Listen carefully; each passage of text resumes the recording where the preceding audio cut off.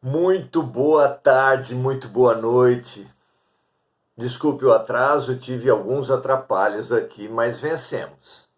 Tomara que sem interrupções. Tudo bem com vocês? Como é que estão as coisas? Sejam todas e todos muito bem-vindos.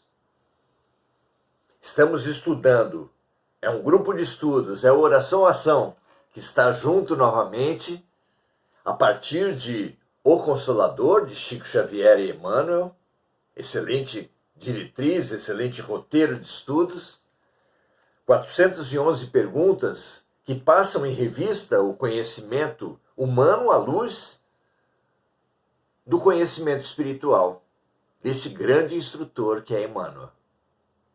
Vamos juntos? Estamos no bloco das questões relativas à filosofia. Já passamos pelo bloco das questões relativas à ciência. Vamos alcançar o bloco das questões relativas à religião. Hoje vamos falar sobre nossa capacidade intelectual. A capacidade intelectual da criatura que habita esse momento o nosso planeta Terra. Nós. Vamos lá? A questão se apresenta para Emmanuel nos seguintes termos. Questão 205. Podemos ter uma ideia da extensão de nossa capacidade intelectual? Interessante, não é? Vejamos a resposta de Emmanuel, que vai longa, que nos traz muitos aspectos. A capacidade intelectual do homem terrestre é excessivamente reduzida. Olhem só. Em face dos elevados poderes da personalidade espiritual, independente dos laços da matéria. Aí se mostra essa dualidade humana, já apontada em inúmeras contribuições do saber. No budismo se fala do eu maior e do eu menor. Na filosofia se fala da aparência e da essência. Em Paulo de Tarso temos o homem novo e o homem velho. Na psicanálise temos o ego e o self. E aqui Emmanuel nos fala, na nossa leitura nesse mesmo sentido, falando que a capacidade intelectual do homem terrestre é excessivamente reduzida em face dos elevados poderes da personalidade espiritual, independente dos laços da matéria. Então, quando mergulhado na matéria, a nossa capacidade é extremamente reduzida. Quando desligados da matéria, ele nos apresenta a nossa capacidade intelectual como elevados poderes. Interessante, não é? Continua ele dizendo assim: os elos da reencarnação fazem o papel de quebra-luz. Quebra-luz podemos considerar aquela cúpula, digamos assim, que fica sobre a lâmpada nos nossos abajures. Aquilo é um exemplo de quebra-luz, é um obstáculo à luz que ensombreia, que atenua o efeito da lâmpada. Então os elos da reencarnação fazem o papel de quebra-luz sobre todas as conquistas anteriores do espírito reencarnado. Então o espírito reencarnado tem potências desenvolvidas em vidas anteriores que são atenuadas pelos elos da reencarnação, pelo efeito da matéria sobre o espírito. Nessa sombra, diz Emmanuel, reside o acervo de lembranças vagas, de vocações inatas, de numerosas experiências, de valores naturais e espontâneos, a que chamais subconsciência. Então, aquilo que causa revolta a muitos na revelação dos espíritos, que muitos tomam como o esquecimento, mais do que isso, a perda das capacidades anteriormente conquistadas, não é perda nem mesmo esquecimento. Sim, está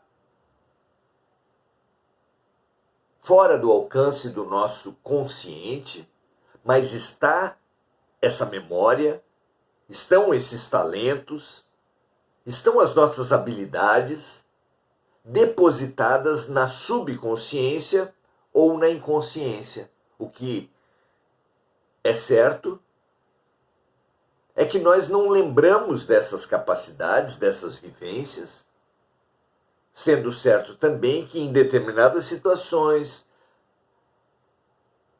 determinados gatilhos puxam dessa subconsciência ou inconsciência atributos, capacidades, memórias que vêm então à tona como que do nada, surpreendendo a própria criatura detentora dessas memórias, dessas capacidades. Então, nessa sombra reside o acervo de lembranças vagas, de vocações inatas,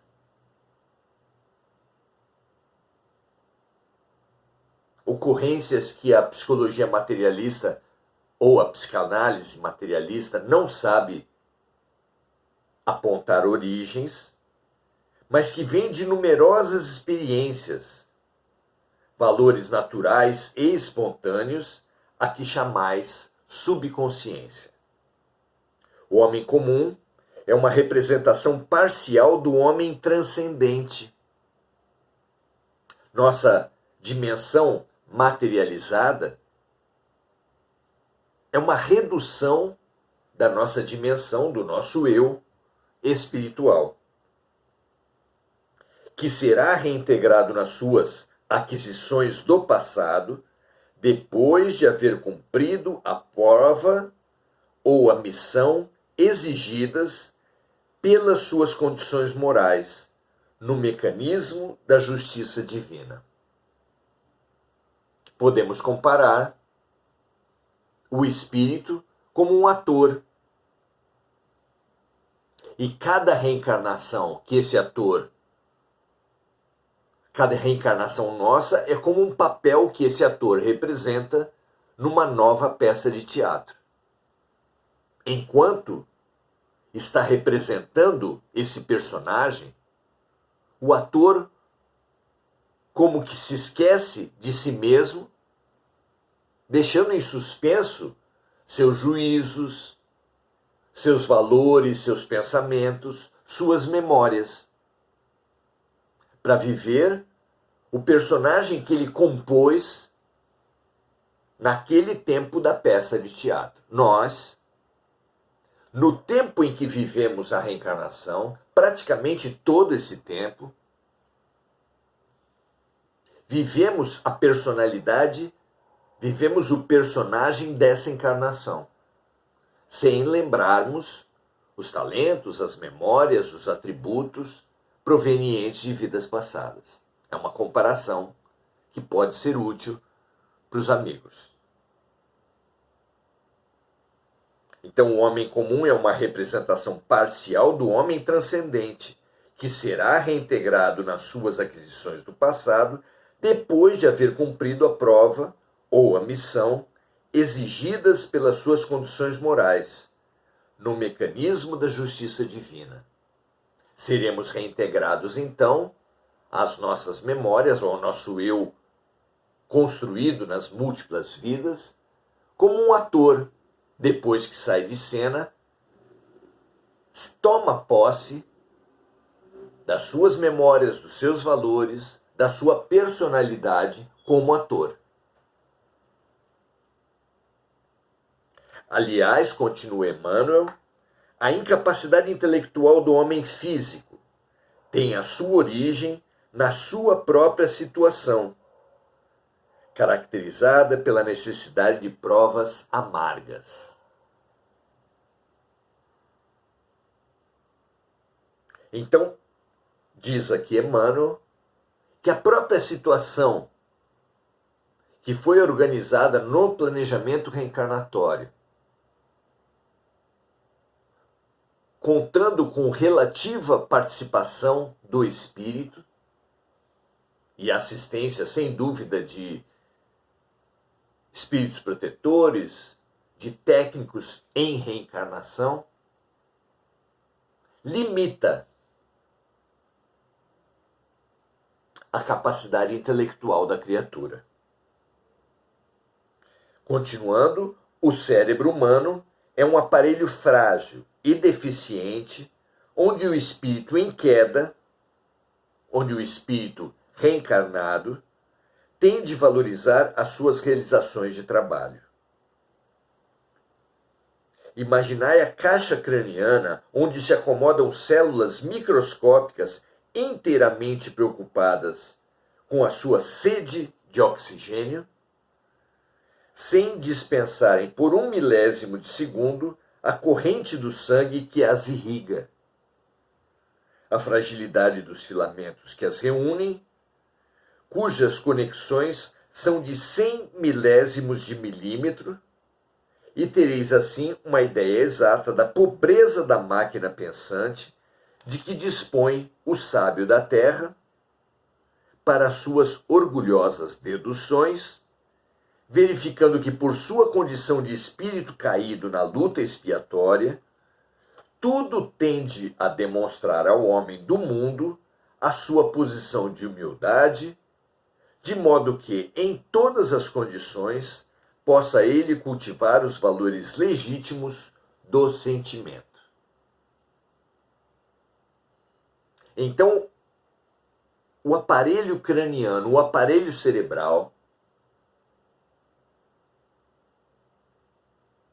com suas células, seus neurônios ligados entre si por frágeis conexões que são as sinapses, é, sim, um fator limitante à nossa mente, à nossa inteligência e à expressão dos nossos talentos, das nossas aquisições, das nossas memórias, sendo essa limitação cerebral a responsável pelo nosso esquecimento. É por isso que quando a criatura encarnada não está cerceada pela carne, como por exemplo nos momentos de sono, vem à memória experiências de outras vidas. Nós nos vemos muitas vezes durante o sono em personagens com outro sexo, com outra cor de pele, com outra indumentária, e mesmo assim reconhecemos que somos nós. E como é que lembramos isso durante o sono e não lembramos quando em vigília? Porque em vigília estamos condicionados pelo equipamento cerebral, que tem, como disse aqui, como preocupações totais a sua nutrição de oxigênio e as suas conexões de uma célula neurônio com outra célula neurônio pelas sinapses. Tudo isso, fator extremamente limitante da nossa capacidade mental.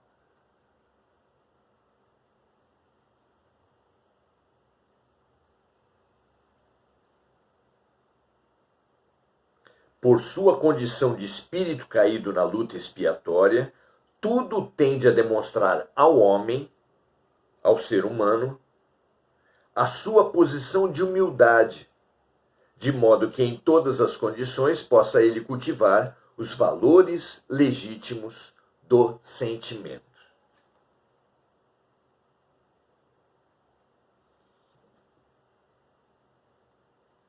Por quê?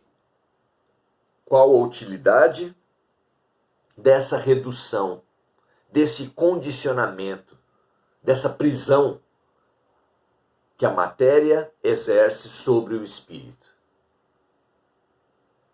É pela reencarnação que os mestres, os educadores do espírito, nossos tutores espirituais, podem condicionar e dirigir a nossa evolução. Muitas vezes, um espírito adquire numa vida, ou em várias vidas, uma especialidade, uma capacidade imensa, por exemplo, no campo da música. Porém, o desenvolvimento, a vivência dessa capacidade no campo da música é deturpada pela idolatria dos outros frente ao espírito. Pela idolatria do próprio espírito, que acaba se envaidecendo e se auto-endeusando. De forma que, se reencarnar sem qualquer limitação, aquele espírito manifestará não apenas o seu talento, mas a sua contraparte, a sua sombra, a sombra dessa luz, que é o talento, no caso musical, ao qual está atrelada a idolatria, a vaidade, em altas doses, que tenderia a fazer aquele espírito repetir experiências infelizes do passado. Assim, no planejamento reencarnatório de algumas dessas pessoas, desses espíritos, dessas almas, é dada à criatura um equipamento cerebral, é dado à criatura um equipamento cerebral com limitações que bloqueiam, por assim dizer, a manifestação artística,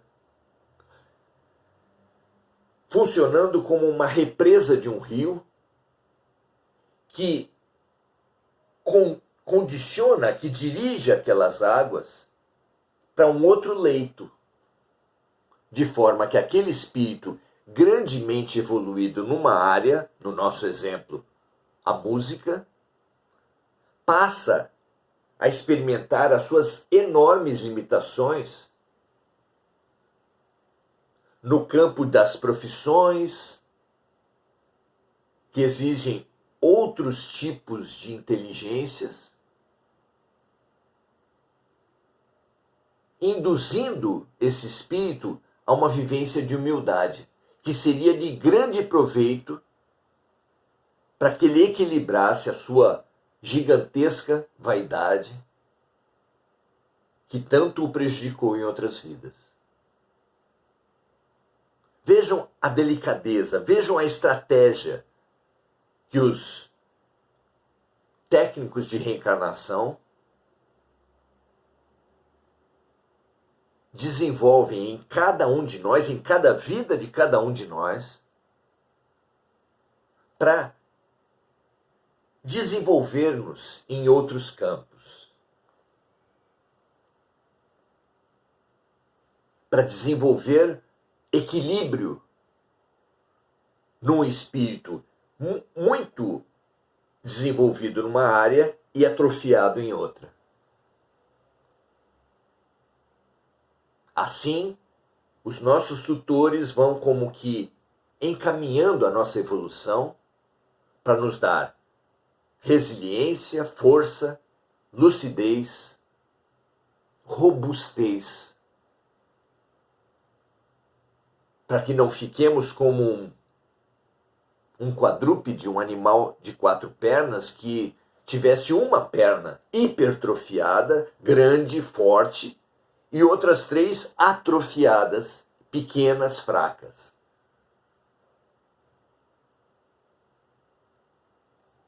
Desenvolve as outras pernas desse ser tão desequilibrado, o seu veterinário, o seu treinador, para que ele possa funcionar socialmente de uma maneira muito mais equilibrada, com pernas